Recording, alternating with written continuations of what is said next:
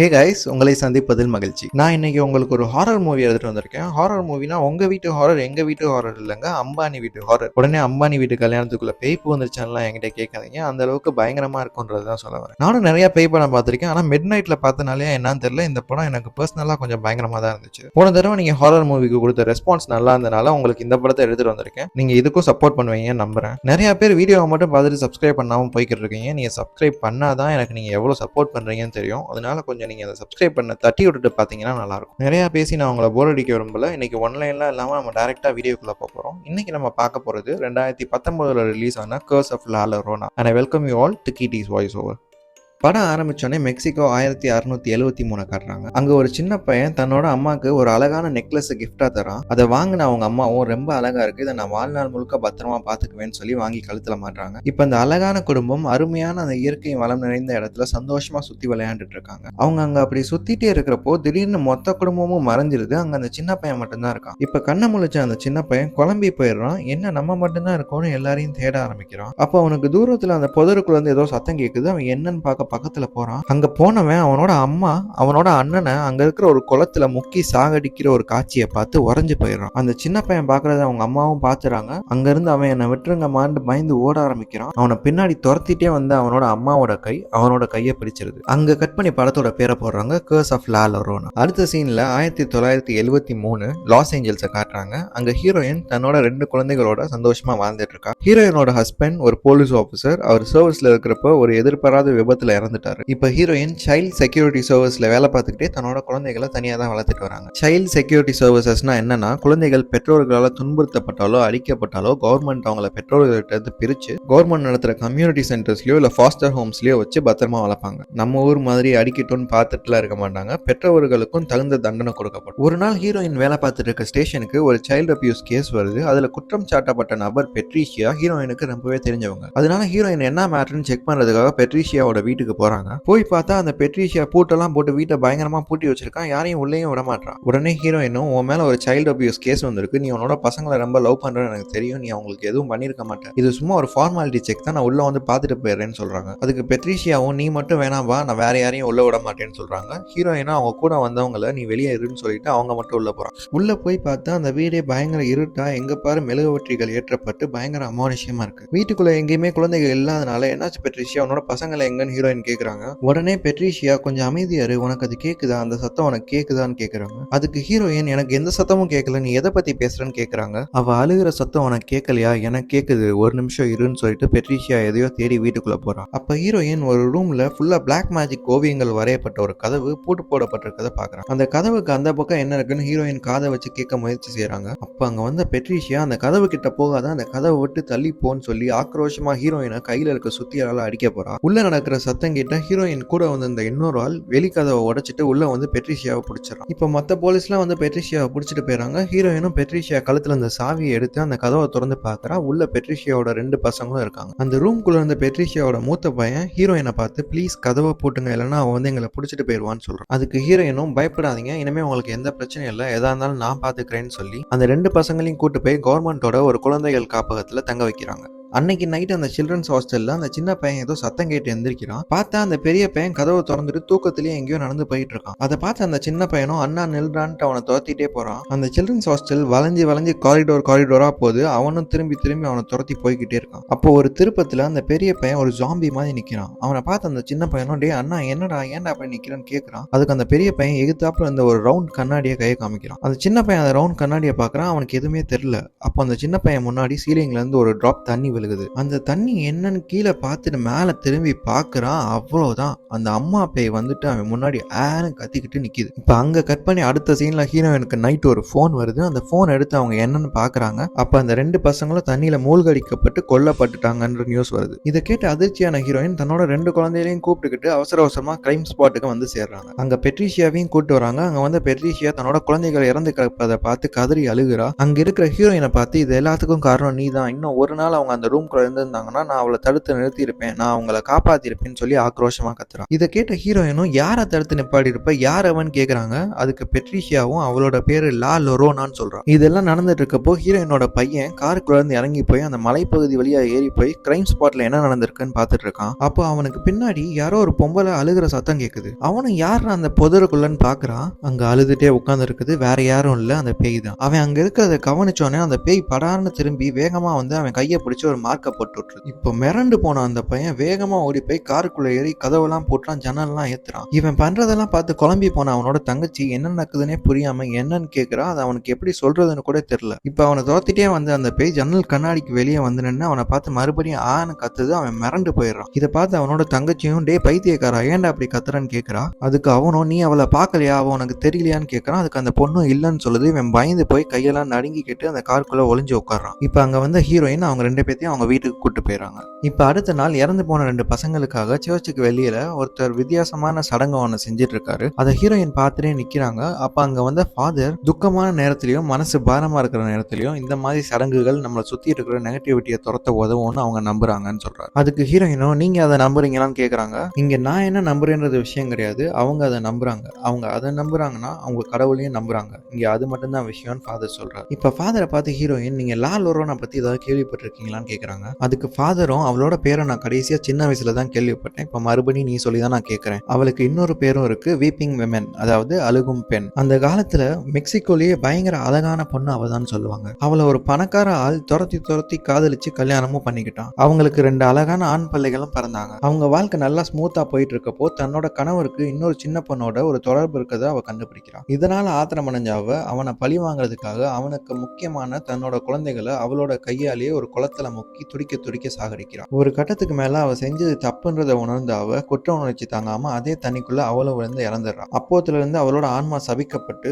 அவளோட குழந்தைகள் இருந்த இடத்த நிரப்ப வேற குழந்தைகளை தேடி அலையுதுன்னு சொல்லுவாங்கன்னு சொல்றோம். இப்ப அடுத்த சீன்ல ஹீரோயினோட பொண்ணு அவ வீட்டுக்கு பின்னாடி இருக்க ஸ்விம்மிங் பூல் கிட்ட விளையாண்டுட்டு இருக்கா. அப்ப அவளுக்கும் ஏதோ ஒரு பொம்பளை அழுகிற சத்தம் கேக்குது. யாருன்ட்டு போயிட்டு தேடி பாக்குறான். ஆனா அங்க யாருமே இல்ல. சரி மன பிரம்மையா கொண்டு திரும்பி அவ கையில இருக்க அந்த வெள்ளை கொடையை விரிச்சு பாக்குறான். அந்த கொடைக்கு அந்த பக்கம் அந்த பேய் நிக்கிற மாதிரி தெரியுது. அவ அப்பதான் ஃபர்ஸ்ட் டைம் அந்த பேயை பாக்குறா இல்லையா, அதனால அவ குழம்பி போயிடுறா. யாரும் அங்க நிக்கிறாங்கன்னு நினைச்சுக்கிட்டு மறுபடியும் கொடையை மடக்கி பாக்குறா. அங்க யாருமே இல்ல. இப்ப அவ கையில வச்சிருக்கிற கொடை பறந்து போய் பக்கத்துல இருக்க ஸ்விம்மிங் பூல்குள்ள விழுந்துருது. அந்த சின்ன பொண்ணும் போய் அந்த கொடையை எடுக்க முயற்சி செய்யறா. அப்ப ஸ்விம்மிங் பூல்குள்ள இருந்து வெளியே வந்த பேயோட கை அந்த சின்ன பொண்ணோட கையை பிடிச்சி அவளை தண்ணிக்குள்ள இழுக்க முயற்சி செய்யுது. அந்த சின்ன பொண்ணும் போராடி அந்த பிடியில இருந்து தப்பிச்சிடறான். ஆனா அவளோட கையிலயும் அந்த பேயோட மார்க் பதிஞ்சிருது. இப்ப வேலையை முடிச்சுட்டு வீட்டுக்கு வந்த ஹீரோயின் அந்த சின்ன பொண்ணை வீடு போன தேடுறாங்க, எங்கேயுமே காணோம். மேல போய் அவளோட ரூம்ல பாக்குறாங்க. அங்க இருக்க ஜன்னல் திரைக்கு பின்னாடி அந்த சின்ன பொண்ணு பயந்து போய் உட்காந்து ஜன்னலுக்கு வெளியவே பாத்துட்டு இருக்கா. அங்க போன ஹீரோயின் அந்த பேயோட மார்க்கை பார்த்துட்டு என்னாச்சுன்னு கேக்குறாங்க. ஆனா அந்த சின்ன பொண்ணுக்கு என்ன நடந்துச்சுன்னு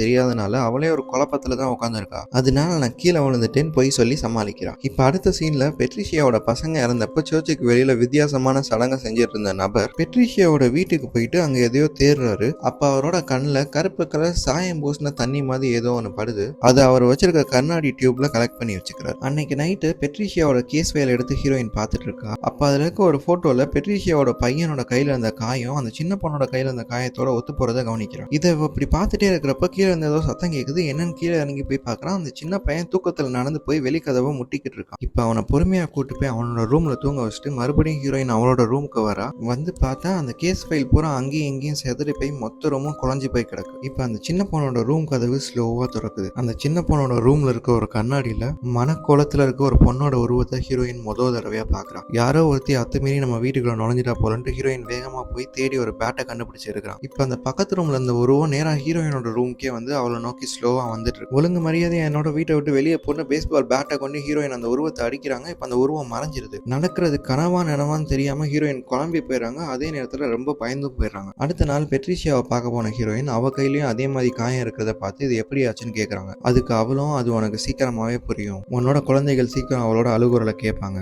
அவளோட கண்ணீர் துளி அவங்களோட ஸ்பரிசத்துல ஃபீல் பண்ணுவாங்க, அப்பா அவ அவங்கள தேடி வருவா, என்னோட குழந்தைகள் இறந்ததுக்கு காரணம் நீதான், நான் உங்களை காப்பாத்திருப்பேன், ஆனா நீ அவங்கள என்ன காப்பாத்த விடல. என்னோட குழந்தைகள் இறந்த அன்னைக்கு நான் கடவுள்கிட்ட வேண்டல, நான் அவகிட்ட தான் வேண்டிக்கிட்டேன். உன்னோட குழந்தைகளை எடுத்துக்கிட்டு என்னோட குழந்தைகளை என்கிட்ட திருப்பி தர சொல்லி வேண்டிக்கிட்டேன்னு சொல்றான். ஹீரோயின் இப்போ மிரண்டு போய் யாரை பத்தி நீ சொல்றான்னு கேக்குறாங்க. அதுக்கு பெட்ரிஷியா லா லொரோனான்னு சொல்றா. நேரா வீட்டுக்கு போன ஹீரோயின் அவளோட மகனோட கையிலயும் அந்த காயம் இருக்கிறத பாக்குறா. அவனை கூப்பிட்டு உண்மையை சொல்லு, உனக்கு என்னாச்சு, எதனால அந்த காயம் வந்துச்சுன்னு கேக்குறா. அதுக்கு அவனும் நான் தங்கச்சி ரூம்ல சத்தம் கேட்டு அங்க போனேன், தங்கச்சி தான் ஏதோ சத்தம் போறான்னு நினைச்சேன், ஆனா அது தங்கச்சி இல்ல, அங்க ஒரு பொம்பளை அழுகிற சத்தத்தை கேட்டேன், வெள்ளை ட்ரெஸ் போட்ட பொம்பளை, அவளுக்கு நாங்க வேணும்னு சொல்றா, எங்களை அவ கூட வர சொல்லி கூப்பிடுறான்னு சொல்றான். இவங்க அதை பேசிட்டே இருக்கிறப்ப மேல குளிச்சுட்டு இருக்க அந்த சின்ன பொண்ணை காட்டுறாங்க. அந்த சின்ன பொண்ணு குளிக்கிறப்ப எப்பயுமே அவங்க அம்மா தான் ஷாம்பு போட்டு விடுவாங்க. இந்த தடவையும் ஒரு 2 கை வந்து அந்த சின்ன பொண்ணுக்கு ஷாம்பு போட்டு விடுது. ஆனா இந்த தடவை அது அவங்க அம்மாவோட கை இல்ல, அந்த பேயோட கை. இப்போ திடீர்னு அந்த பேய் தண்ணிக்குள்ள முக்கி அந்த சின்ன பொண்ணை கொல்ல பாக்குது. கீழே இருக்கிற ஹீரோயினுக்கு இப்ப மேல அந்த சின்ன பொண்ணு கத்துற சத்தம் கேக்குது. அதனால ஹீரோயினும் அந்த சின்ன பையனும் வேகமா ஓடி போய் அந்த சின்ன பொண்ணை காப்பாற்றவும் செய்யறாங்க. இப்ப அந்த சின்ன பையனும் அம்மா பின்னாடின்னு கத்துறான். ஹீரோயினும் என்னன்னு திரும்பி பார்த்தா அங்க அந்த பாத் டப்புக்குள்ள இருந்து வெளியே வந்த பேய் ஹீரோயினை பிடிச்சி தரன்னு உள்ள இழுக்க பாக்குது.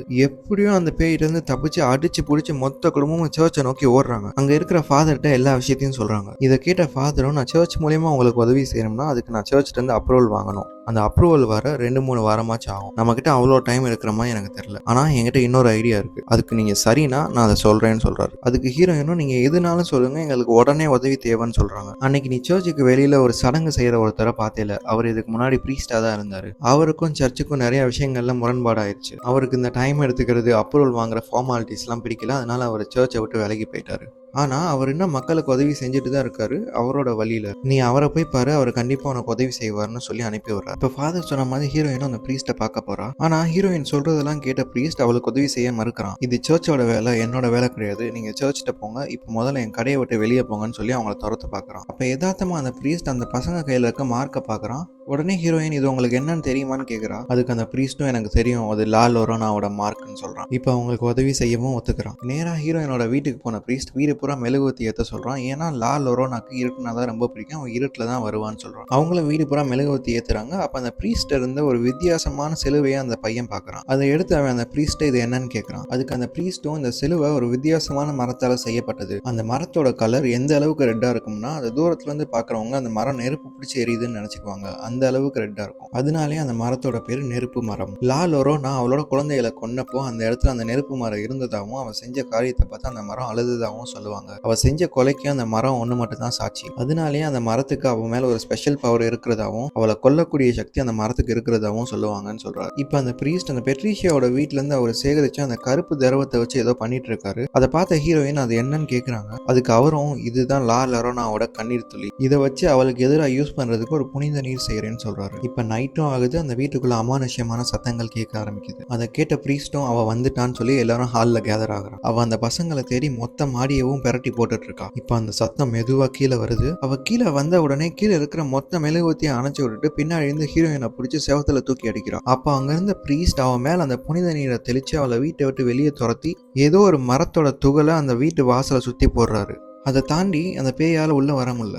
அதை பார்த்த ஹீரோயின் அது என்னன்னு கேட்குறாங்க. அதுக்கு அவரும் அது நெருப்பு மரத்தோட விதைகள், அதை தாண்டி அவளால் வீட்டுக்குள்ள வர முடியாது, எக்காரணத்தை கொண்டு இந்த கோடு அழியாம பார்த்துக்கோங்கன்னு சொல்றாரு. அப்ப திடீர்னு பின்னாடி இருக்கிற கதவு திறக்கிற சத்தம் கேட்குது. மொத்த பேரும் ஓடி போய் அந்த கதவை அடைக்க முயற்சி செஞ்சுட்டு இருக்காங்க. இந்த டைம்ல அந்த சின்ன பொண்ணு அவளோட பொம்மை வீட்டு வாசல்ல கிடக்கிறத பாக்குறா. அந்த பொம்மையை எடுக்கிற முயற்சியில தெரியாதனமா அந்த கோட்டை அழிச்சிடறா. அவ்வளவுதான், உள்ள வந்து அந்த பேய் அந்த பொண்ணை தரத்தரம் இழுத்துட்டு போய் ஸ்விம்மிங் பூல்ல முக்கி கொல்ல பாக்குது. பார்த்த ஹீரோயினும் வேகமா ஓடி போய் ஸ்விம்மிங் பூலுக்குள்ள குதிச்சு அந்த பொண்ணை காப்பாற்ற முயற்சி செய்யறாங்க. ஆனா அந்த பேய் ஹீரோயினையும் சேர்த்து முக்குது. அப்ப அங்க வந்து பிரீஸ்ட் அவர் கையில மிச்சம் அந்த புனித நீரை அந்த ஸ்விம்மிங் பூலுக்குள்ள கலந்துறாரு. இப்ப அந்த ஸ்விம்மிங் பூலே புனித நீரால நிரம்பிடுது. அதனால அந்த பேய் அங்கிருந்து போயிருது. திருப்பி வீட்டுக்குள்ள போன அவங்க அந்த பசங்களை காப்பாத்துறதுக்காக வேற வழி இல்லாம அங்க இருக்கிற ஒரு கபோர்டுக்குள்ள ஒளிய வைக்கிறாங்க. அதை சுத்தி அந்த நெருப்பு மரத்தோட விதைகளையும் தூவுறாங்க. இப்ப லா லொரோனா அந்த வீட்டு வாசல்ல வந்து நிக்குது. ஆனால் அதால் வீட்டுக்குள்ளே வர முடியல. ஏன்னா அந்த வீட்டு வாசல் பூரா நெருப்பு மரத்தோட விதைகளால் நிரம்பி இருக்கு. இப்போ ஹீரோயின் அந்த ஸ்விம்மிங் பூலில் இருந்தப்போ அந்த லா லொரோனாவோட கழுத்துல இருந்து ஒரு செயின் எடுத்திருப்பாங்க. அதை அந்த பிரீஸ்ட்டை காட்டுறாங்க. அதை பார்த்த பிரீஸ்ட்டும் அதை பத்திரமா வச்சுக்கோ, அதை அவளுக்கு எதிராக நம்ம யூஸ் பண்ணலாம்னு சொல்றாரு. இவங்க இப்படி பேசிட்டே இருக்கிறப்போ அந்த நெருப்பு மரத்தோட விதைகளையும் தாண்டி வீட்டுக்குள்ள ஒரு கால் வருது. அந்த கிளாசெட்டுக்குள்ள இருக்கிற குழந்தைகளையும் கண்டுபிடிச்சு அவங்கள வெளியே கொண்டு போக முயற்சி செய்யுது. அந்த பசங்க அலற சத்தத்தை கேட்டு ஹீரோயினும் அந்த பிரீஸ்ட்டும் ஓடி வராங்க. வந்து பார்த்தா உள்ள வந்தது பெட்ரிஷியா. அவளை பார்த்தோன்னே ஹீரோயின் பெட்ரிஷியா ப்ளீஸ் என் பசங்களை விட்டுருன்னு கெஞ்சுறாங்க. அந்த பிரீஸ்டும் பெட்ரிஷியாவை பிடிக்க முயற்சி செய்யறாரு. ஆனா பெட்ரிஷியா அவன் கையில இருந்த துப்பாக்கியால பிரீஸ்ட சுட்டுறான். உன்னோட பசங்களை கொடுத்தா அவன் என்னோட பசங்களை தரேன்னு சொல்லியிருக்கான்னு சொல்லிக்கிட்டே அந்த கோட்டை அழிச்சு விட்டுறான். அவ்வளோதான், ஒரு புயல் காத்து பெட்ரிஷியாவையும் ஹீரோயினையும் சேர்த்தே தூக்கி அடிக்குது. அப்போ அங்கே ஹீரோயினோட கையிலேருந்து தவறி விழுந்த லா லோரனாவோட செயினை எடுத்துக்கிட்டு அந்த சின்ன பையன் தன்னோட தங்கச்சியை கூப்பிட்டுக்கிட்டு பரணி மேலே போய் ஒளிஞ்சுக்கிறான். அவங்கள எப்படியோ கண்டுபிடிச்சு லா லோரனா பரணி மேலேயும் வந்துடுது. இப்போ அவன் வச்சு இந்த செயினை லா லோரனா முன்னாடி அந்த சின்ன பையன் காட்டுறான். படத்திலேயே முதல் தடவை லா லோரனாவோட உண்மையான உருவத்தை நம்மளுக்கு காட்டுறாங்க. அந்த லா லோரனா தான் ஒரு பேயின்றதே மறந்து தன்னோட உண்மையான ரூபத்துக்கு மாறி அந்த பையனை தன்னோட மகனாவே நினைக்க ஆரம்பிச்சிருச்சு. இப்போ அந்த சின்ன பையன் அவனுக்கு பின்னாடி இந்த கண்ணாடி மேலே அந்த துணியை தெரியாம விலக்கி விட்டுறான். அந்த கண்ணாடியில தன்னோட இப்ப இருக்கிற உருவத்தை பார்த்த லா லோரனா இப்ப மறுபடியும் பேயா மாறிடுது. அந்த பசங்க கத்துற சத்தத்தை கேட்டு ஹீரோயினும் பிரீஸ்டும் மேல ஓடி வராங்க. அவங்கள பார்த்து அந்த பேய் 2 பேத்தையும் தூக்கி அடிக்குது. இப்ப அந்த 2 பசங்களும் அங்கிருந்து ஓடி போய் அவங்க அம்மா பின்னாடி ஒளிஞ்சுக்கிறாங்க. பிரீஸ்டும் அவர்கிட்ட இருந்து அந்த சிலுவையை ஹீரோயின் கிட்ட தட்டி விடுறாரு. லா லோரனாவும் ஹீரோயினையும் அவளோட பசங்களையும் கொல்றதுக்காக வேகமா அவளை நோக்கி வருது. அப்ப பிரீஸ்ட் தட்டி விட்ட சிலுவையை எடுத்த ஹீரோயின் அதை வச்சு லா லோரனாவை நெஞ்சிலேயே குத்திடுறாங்க. நெருப்பு மரத்தால செய்யப்பட்ட சிலுவையால குத்தப்பட்ட லா லோரனா இப்ப கத்திக்கிட்டே கருப்பு ரத்தங்கள் சிதறி அழிஞ்சு போகுது. ஒரு வழியா ஹீரோயினும் அந்த பிரீஸ்டும் சேர்ந்து லா லோரனாவை அழிச்சு தன்னோட குழந்தைகளை காப்பாத்திட்டாங்க. லா லோரனாவோட அச்சுறுத்தல் இனிமே இந்த குடும்பத்துக்கு கிடையாதுன்னு காமிச்சு இந்த படத்தை அப்படியே முடிச்சிடறாங்க. இந்த படம் உங்களுக்கு பிடிச்சிருக்கும் நம்புறேன். பிடிச்சிருந்தா லைக் பண்ணுங்க, ஷேர் பண்ணுங்க, முக்கியமா சப்ஸ்கிரைப் பண்ணுங்க. நாளைக்கு உங்களை இன்னொரு வீடியோல சந்திக்கிறேன். அது வரைக்கும் நன்றி, டாடா, பாய்.